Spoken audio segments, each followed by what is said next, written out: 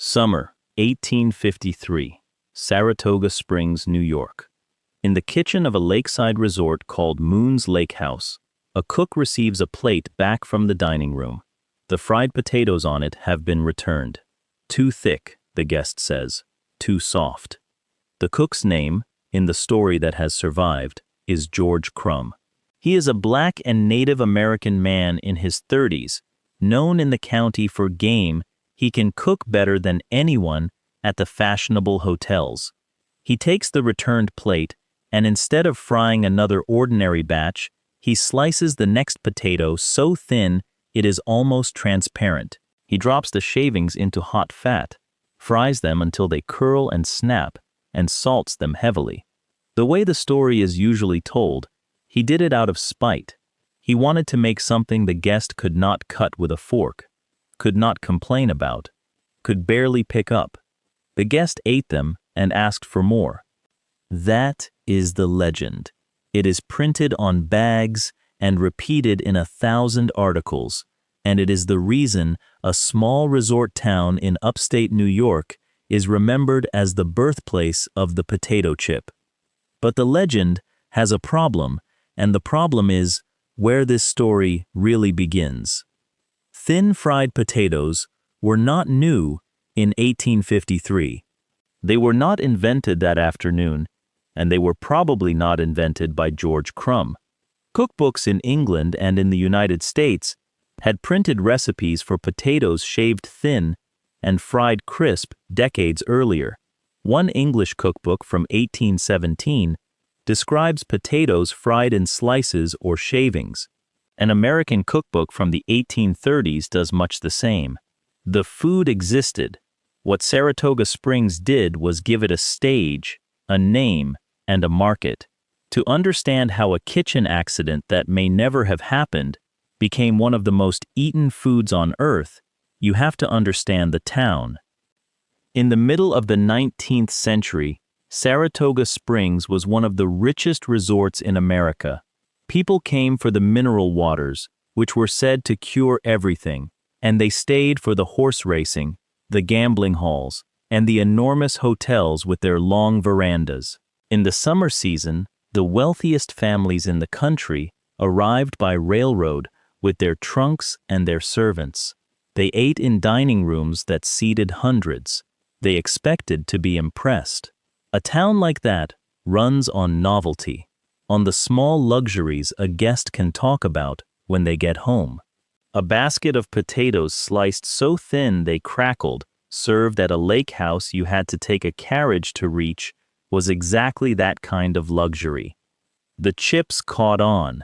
They were called Saratoga chips, named for the town and not for any cook, and within a few years they had spread from Moon's Lake House to the other resorts, then to restaurants in New York City and beyond. By the 1860s, a recipe for Saratoga chips appeared in a widely sold cookbook. The name traveled faster than the truth about who first made them. For most of the century, if you ate a potato chip in America, you called it a Saratoga. Here is the first thing the legend leaves out. George Crum did exist, and he did cook at Moon's Lake House. And he was good enough that he opened his own restaurant a few years later, a place on Saratoga Lake where the wealthy waited for tables. He served chips there, in baskets, on every table. He ran that restaurant for decades. And in all that time, as far as the records show, he never claimed to have invented the chip, never patented anything, never wrote the recipe down as his own. The claim that he invented it grew mostly after his death, in obituaries and retellings, each one a little more certain than the last. The man at the center of the story is the one person who seems never to have told it. So the origin is a myth. That does not make the chip less important. It makes it more interesting, because it means the potato chip was not invented in a single moment by a single person. It was assembled slowly, out of a food that already existed, a resort economy that needed novelty, and later, a set of much less romantic problems that had nothing to do with a returned plate. The first problem was staleness. A potato chip is mostly surface. It is thin, it is fried, and it goes soft and rancid faster than almost any other food you could sell. In the restaurant, that did not matter. The chips were made in the kitchen and eaten within minutes. But once people wanted to buy chips to take home, the whole thing broke down. Through the late 19th century and into the early 20th, chips were sold loose. A grocer kept them in a glass case, or a barrel, or a large tin, and scooped them into a paper bag by the pound. The chips at the top were fresh. The chips at the bottom were crumbs, crushed under the weight above them and going stale in the open air. You bought by the scoop and hoped. For decades, that was the ceiling on the potato chip. It could not become a national product because it could not survive the trip from the factory to the kitchen. This is the second thing the legend leaves out. The potato chip did not conquer America because of how it was invented. It conquered America because of how it was packaged. The change came from California in the 1920s, from a woman named Laura Scudder. Scudder ran a business that made and sold potato chips near Los Angeles. She was tired of the barrel, of the broken chips, and the customers who complained that what they bought went soft by the next morning. So she had her workers take sheets of waxed paper, iron them at home into the shape of a bag, and let them cool. In the morning, the bags were filled with chips, and the tops were ironed shut, sealed against the air. It sounds small. It was not. The sealed waxed bag did three things at once.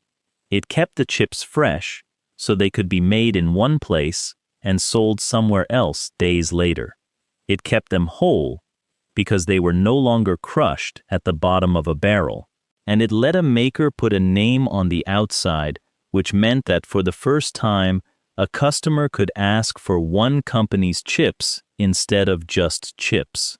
Scudder also printed a freshness date on her bags, one of the earliest examples of a maker telling a customer exactly when the food inside was made. The barrel had no name and no date. The bag had both. With the bag, the potato chip stopped being a fragile restaurant food and became a product that could be shipped, branded, and stacked on a shelf. And once that was possible, the people who understood shipping, branding, and shelves moved in. The most important of them started with a car. In the early 1930s, in the American South, a salesman named Herman Lay was driving a route through Tennessee and Georgia, selling snack foods out of his automobile to grocery stores and gas stations. He sold chips made by an Atlanta company, and he was good at it. Good enough that when the company he sold for ran into trouble, he bought it. He put his own name on the bag, Lay's. He kept driving the routes himself, learning something most chip makers did not understand, that the hard part of the business was not frying the potato. The hard part was distribution.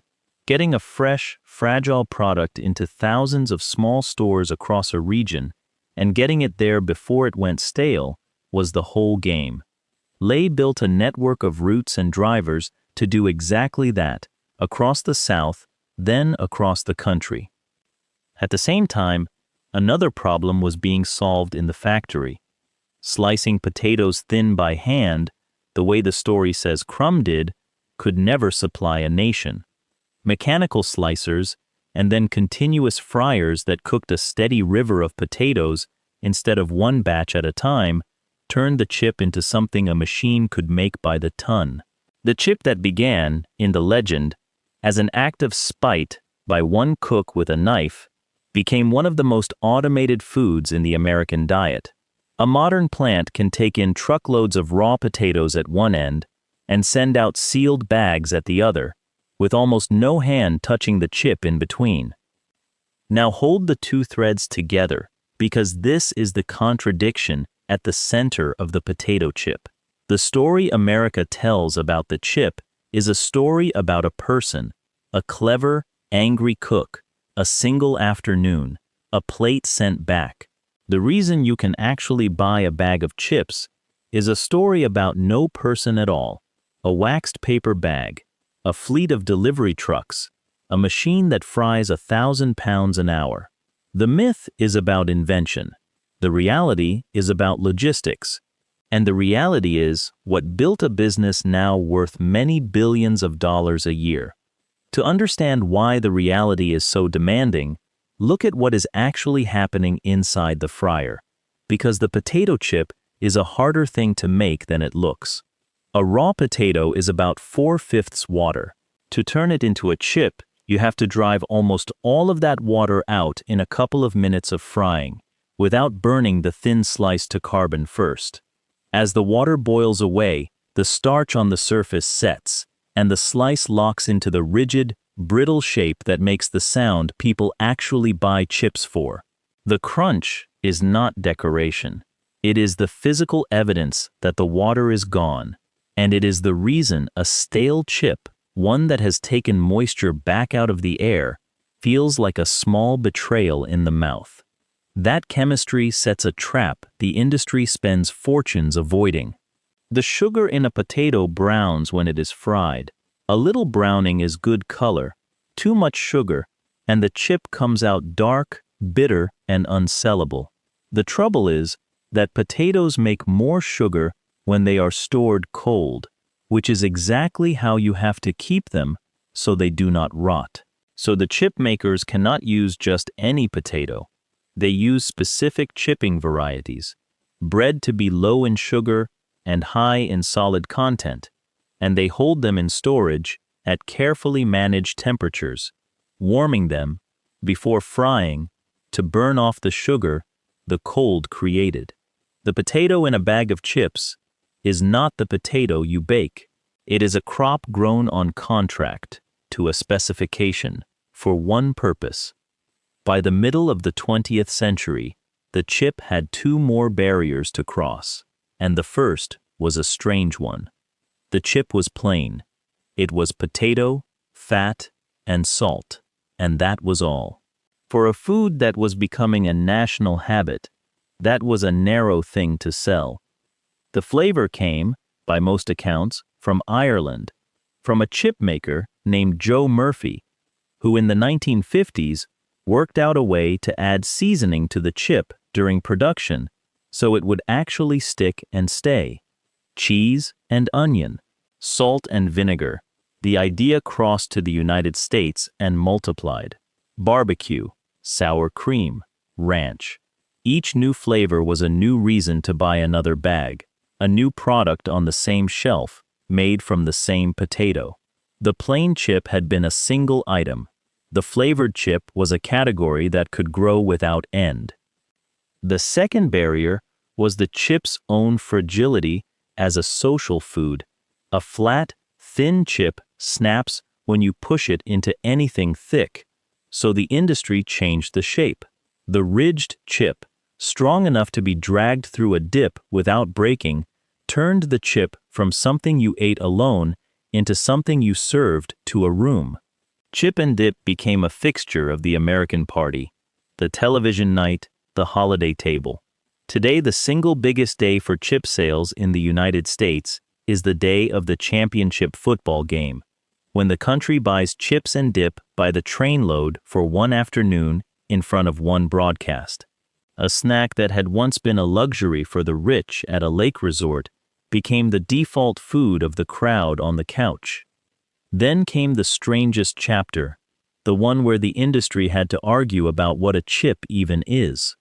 In 1968, a large consumer goods company introduced a new product.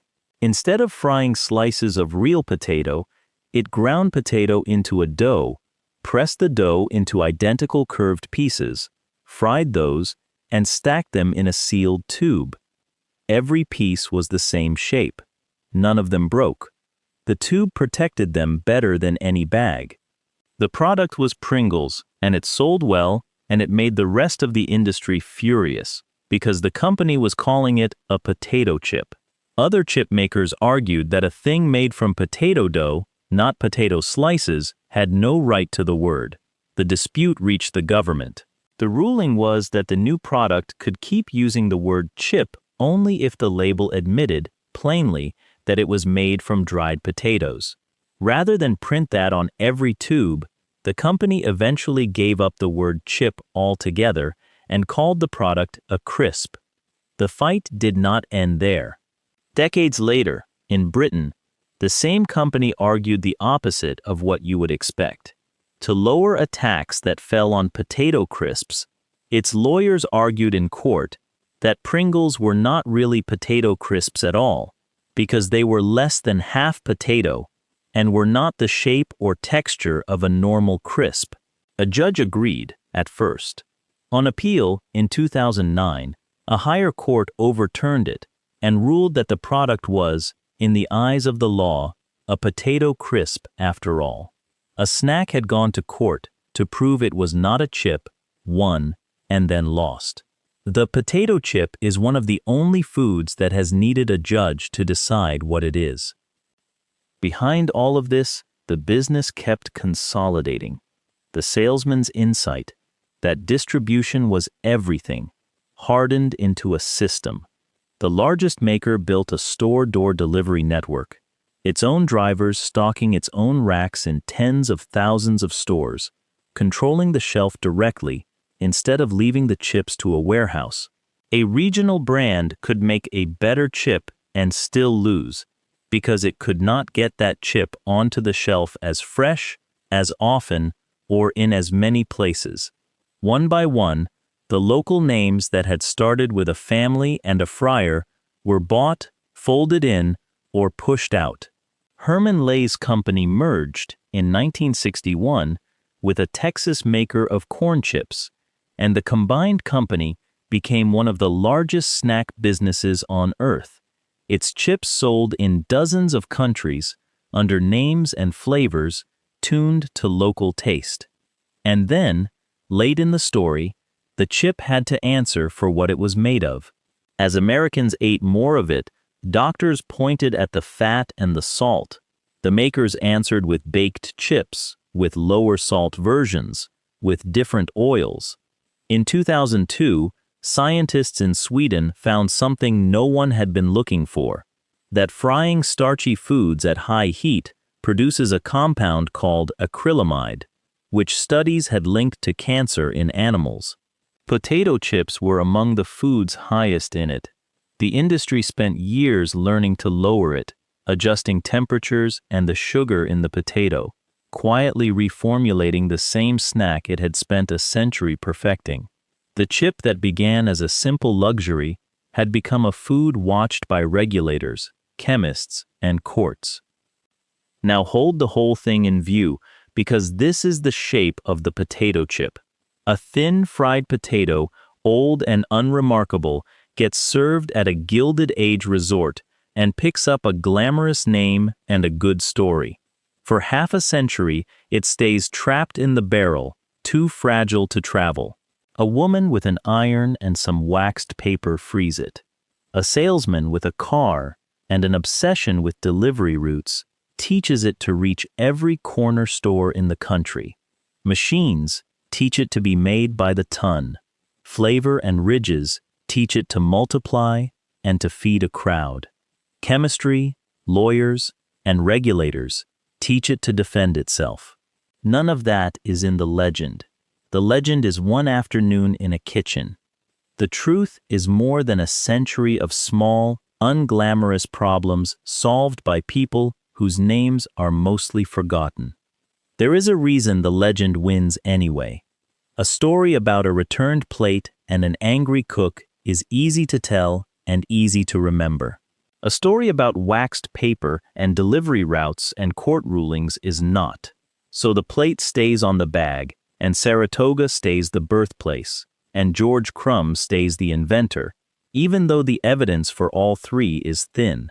The potato chip is, in that sense, an honest picture of how invention actually works. We remember the moment. We forget the machinery. We give the credit to one person standing in a kitchen, because that is a shape the mind can hold, and we quietly ignore the fact that the thing in your hand was made possible by dozens of people you will never hear about. Americans now eat close to 2 billion pounds of potato chips a year. The snack is a fixture of the lunchbox, the gas station, the party, the couch. It is one of the most familiar foods in the country, and almost no one who eats it could tell you a true thing about where it came from. What happened to the places and people in the story is its own kind of ending. Saratoga Springs is still a resort town, still known for its horses and its waters, and it still sells Saratoga chips to tourists who mostly do not know the name is more than a century old. Laura Scudder's company was bought and folded into a larger one, the way most of the early chip makers were, and her name survives on packaging owned by corporations she never met.